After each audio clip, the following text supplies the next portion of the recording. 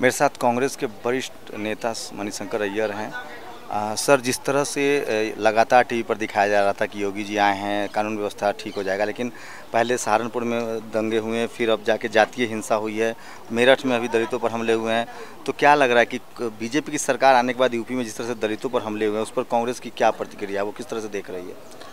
कांग्रेस की प्रक्रिया आप कांग्रेस के प्रवक्ता से पूछिएगा। आप मुझसे पूछ रहे हैं तो मैं अपनी निजी राय आपके सामने पेश कर सकता हूं। वो ये है कि उत्तर प्रदेश में एक बहुत ही अक्षम सरकार है कि एक तरफ तो धर्म के आधार पर ये दंगे फसाद होते हैं और दूसरा कि अब जात के आधार पर होने लगे हैं। और ये सब देखकर मुझे लगता है कि प्रशासन ही इसके साथ जुड़ा हुआ है या प्रशासन के प्रतिनिधिगण इससे जुड़े हुए हैं और इसलिए वो ठोस कदम कुछ उठा नहीं पा रहे हैं। मैं तो खुद उसी इलाके में पाला हूँ। मैं बहुत साल देहरादून में रहा और कभी ये नहीं सुना था कि ये सब सहारनपुर में होगा और अब जो कि हो रहा है उसका कोई कारण होगा। भड़काने वाले लोग हैं और इसलिए जो सरकार खुद भड़काती है तो वो सरकार कैसे इसको सामान्य स्थिति पर वापस ला सके, यही है दिक्कत, ठोस दिक्कत। लेकिन टीवी में तो ऐसे दिखाया जा रहा था शुरुआत में जब योगी जी सीएम बने कि रॉबिन हुड आ गए हैं, सारी समस्याओं का इनके पास हल है। उनका बयान भी आया था कि बाकी लोग सावधान हो जाए। क्या लग रहा है कि जो धार्मिक कट्टरता है जिसके खिलाफ आप लगातार बोलते रहे हैं, इतना लंबा अनुभव रहा है, एक बार फिर से भारत में खासकर योगी मोदी का कॉम्बिनेशन है, उससे एक धार्मिक कट्टर जो लोग हैं वो एक बार फिर से उफान पर है? मैं इतना मूर्ख नहीं हूँ कि जो मैं टीवी पर देखता हूँ मैं उसे समझूं कि यही सत्य है। हाँ, एक अधूरा सत्य बताते हैं, अंग्रेज़ी में इसको वाइट लाइज कहते हैं। तो मैं देख तो लेता हूँ, लेकिन शुक्र है कि आप जैसे लोग हैं जो कि दूसरा हिस्सा भी दर्शाने को तैयार हो। और जहाँ तक कि कट्टरपना का सवाल है, लाजमी है कि जो कट्टर लोग सत्ता में आए तो कट्टरपना को फैलाएंगे और वो हो रहा है। और इसी को लेकर हमने कहा कि इससे हमें बचने के लिए एक महागठबंधन बनाना चाहिए उन लोगों का जो कि इस प्रकार के कट्टरपना में भरोसा नहीं रखते हैं, और इसलिए उसी दिशा में हम चल रहे हैं। एक आखिरी पॉलिटिकल सवाल है सर कि बीजेपी है वो दलितों का वोट भी ले लेती है, चाहे वो यूपी हो, उत्तराखंड हो, पीडीपी के साथ अलायंस भी कर लेती है। कश्मीर में अभी कश्मीर इशू पर चर्चा चल रही थी, वहाँ भी अलायंस कर लेती है।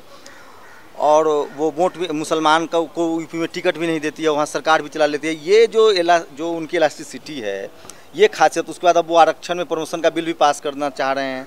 तो ये कांग्रेस क्यों नहीं सीख रही? कांग्रेस क्यों अब आज के डेट में अगर सवर्ण हिंदू कहें वो कांग्रेस के साथ नहीं है, दलित मुस्लिम को उन्होंने दूर कर रखा है, तो कांग्रेस की क्या स्ट्रेटजी होगी? पॉलिटिकल स्ट्रेटजी में तो बीजेपी आप मैंने आपसे शुरू में कह दिया कि कांग्रेस की क्या स्ट्रेटजी होगी और कांग्रेस का इन चीज़ों पर क्या कहने का है। आप औपचारिक जो प्रवक्ता हैं आप उनसे जाकर मिलिए। मैं औपचारिक प्रवक्ता नहीं हूं और ये भी मैं सत्य बता दूं आपको कि कोई मुझे पूछता नहीं है और मुझको बहुत एक तरफा किया गया है। तो मैं अपनी निजी राय आपके सामने रख सकता हूं और निजी राय मेरा यही है कि कट्टरपना और ख़ास तौर पर इस हिंदुत्व के जो पक्ष में बोलते हैं, इनको किसी न किसी रोकने की आवश्यकता है और रोकने के लिए संभावना है, क्योंकि सन 2014 का इलेक्शन हो जहां की मोदी को 69% हमारे आवाम ने उनको वोट नहीं दिया और वैसा ही उत्तर प्रदेश में भी कोई 62% जो मतदाता थे उन्होंने बीजेपी को वोट नहीं दिया। तो इसलिए मैं समझता हूं कि हम बिखरे हुए हैं विपक्ष के, तो इसीलिए सही जवाब हम नहीं दे पा रहे हैं।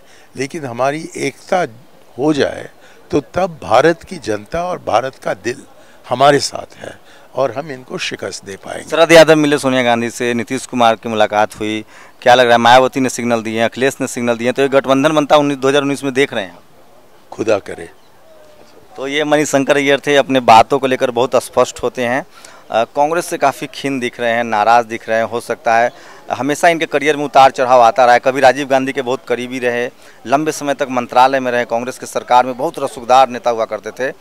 फिलहाल कुछ नाराज़ लग रहे हैं, लेकिन जब भी धार्मिक कट्टरता बढ़ी है, मणिशंकर अय्यर ने अपनी आवाज़ जरूर बुलंद की और वो हमेशा बोलते रहे हैं। इस लिहाज से मणिशंकर अय्यर जो कह रहे हैं उसको सोचिए, और 2019 के लिए जो वो सिग्नल दे रहे हैं कांग्रेस को, उसके नसीहत के रूप में वो बता रहे हैं कि कांग्रेस के लिए गठबंधन बहुत ज़रूरी है। शंभू कुमार सिंह, नेशनल दस्तक, दिल्ली।